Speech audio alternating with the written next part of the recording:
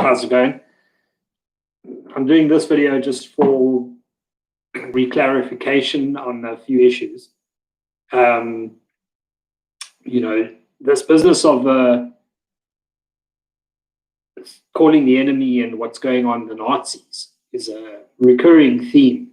And I'm going to tell you right now, why it's not the Nazis.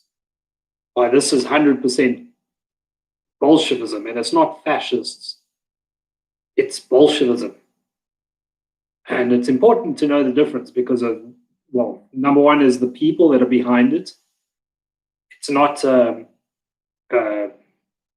German Aryans and all of this type of thing that's behind it.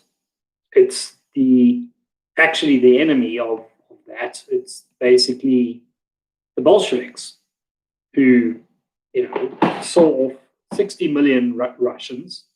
They were sent to gulags and they died. Some of them accused of racism, which was a crime invented by Trotsky. And anti-Semitism was punishable by death. You can look that up. It's not made up. Our history, we've been taught, our media, they jump up and down about Nazism all the time, but never really warn people of the dangers of communism. Communism is not just an equality, a massive leveling of the playing field. It's much more than that, and it always was. It wasn't just an economic policy. It was a cultural and social policy. It's much more interested in your social,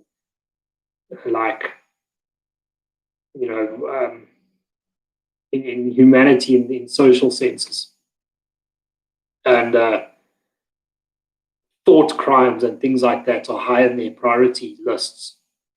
And, freedom of speech is something they despise. But anyway, it's not fascism, and people need to stop calling it what it is not and identifying this thing correctly. The fascists were Mussolini and Hitler, and that's been bludgeoned out of society. The mainstream media jump up and down. This would never be allowed to nurture anywhere on the planet. At Nuremberg trials, they're still locking up Ursula Haverbeck, who's 92 years old, for Holocaust denial. So this in the movement is my biggest sort of thing that I notice, that I identify as a problem. Stop with this whole idea that it's the freaking Nazis again. Just also to reiterate my point about Jack Markowitz, the EFF white as snow youth leader, and his point with the basically what he was mentioned is, you've got to unpack that about his comments on the WhatsApp groups and the neighborhood watches. This is how insipidly dangerous these people are. Don't be fooled by their frail looks and the glasses. And this is how communist intellectuals, they target the freaking jugular vein. Like freaking Dracula, Count Dracula.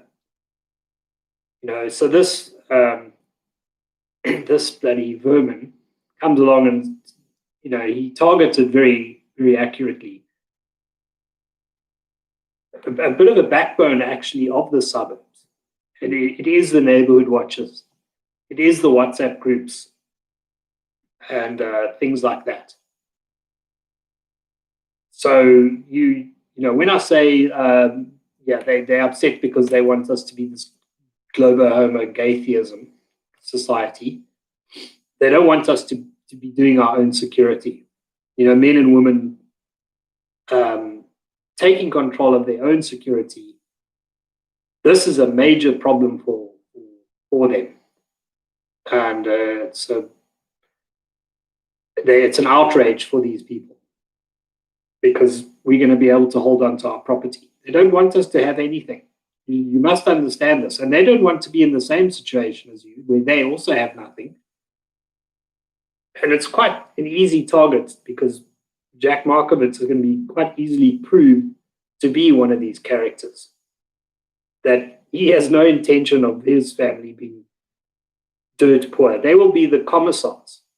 Commissars will not allow the people to have property. That's for them. That's for their upper levels, the Malemas and the approved commissars. So they want to take property away. They don't like the idea that these neighborhood watches have come up. And this is now the upholding apartheid and all this lethal language of theirs. And we must stop trying to prove their points all the time, showing them, when they come across them, they say, oh, but this school is racist and this school is whatever. And then they go at lengths to actually comply to exactly what they want, basically, anyway. Never please Marxists, never. Make them more angry. Double down on who you are. This is so important. If they're saying they're racist, then show them just how racist they are. It's like playing this game with them where you're trying to prove their point all the time. And we know what we are. We're very comfortable with who we are. Don't have to justify who we are. And we know they're lying about a lot of things, about who we are.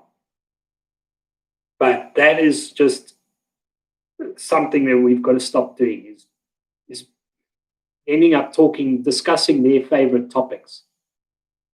Let's discuss our favorite topics, like how many people his people murdered in Russia.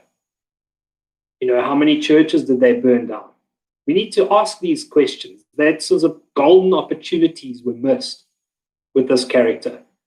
He was there in broad freaking daylight. You're not going to get these chances again.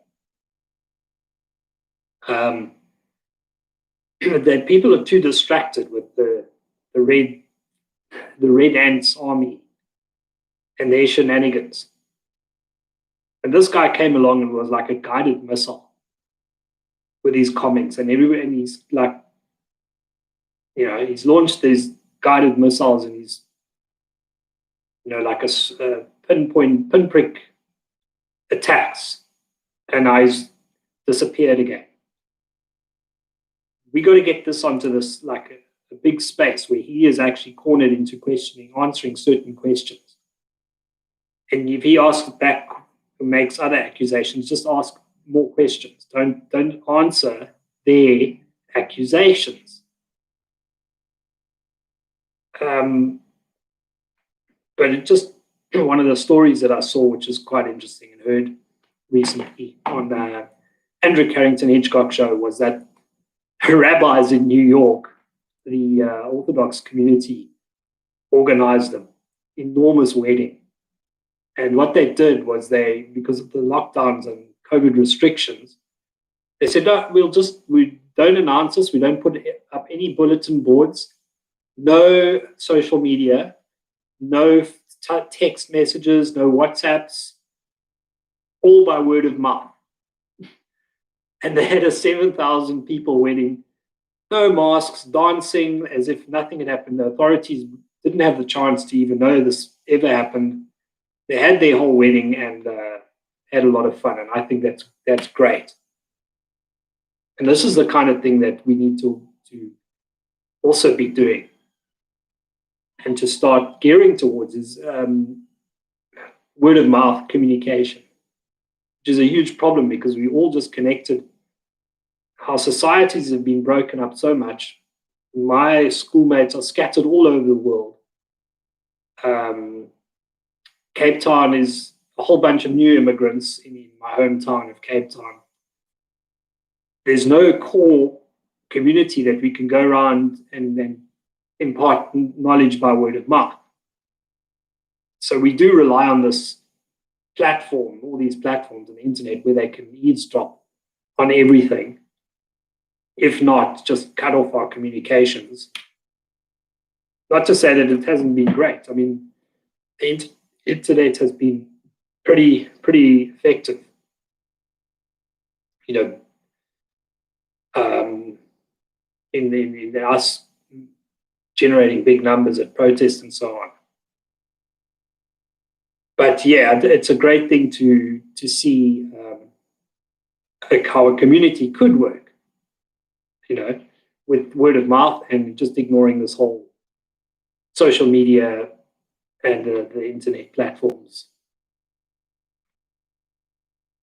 And going back to the Trump voter fraud, you know, just listening to the discourse out there and people's commentary saying, oh, Trump's accusations have not been proved in any court, and not one court decision has gone, has changed the vote. It's just an absolute joke. I mean, really, basically, it's true because we're going there with these cases, and these judges are being, if they're not already corrupt, they get leaned on by very, very powerful forces. So don't be dissuaded by the fact that we haven't won court cases and things like that. You know, the size of this beast is enormous. The connections and the people, the sphere of influence is, it's everything. It's everything.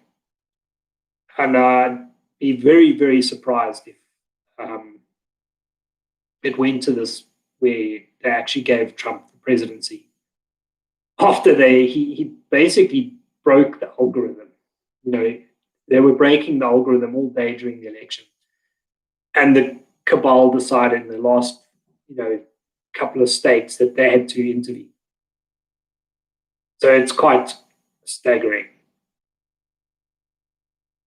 And then they send in appeals, and all they did was recount the same fraudulent votes. I mean, it's ludicrous. This whole thing is just an absolute fiasco. And this software was run across the whole nation, where it's, gives Trump 0.75 of a vote and Biden 1.25 of a vote. So it's like, even with that bias, it still didn't push them over the top. And that was why they jumped in with this, this backfilling of the ballots and the sudden strange hurdle that was achieved. Surpassing Biden surpassing Trump, where he was ahead in all these states. There was quite a few states, and he would have won the election even with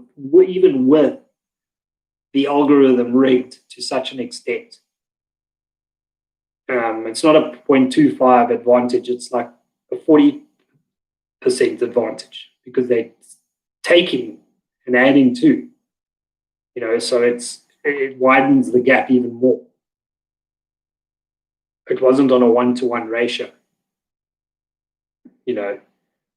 so it's just, but just clarifying your arguments with people, like when they say, oh, but it hasn't been proved in court, We'll say, well, so what?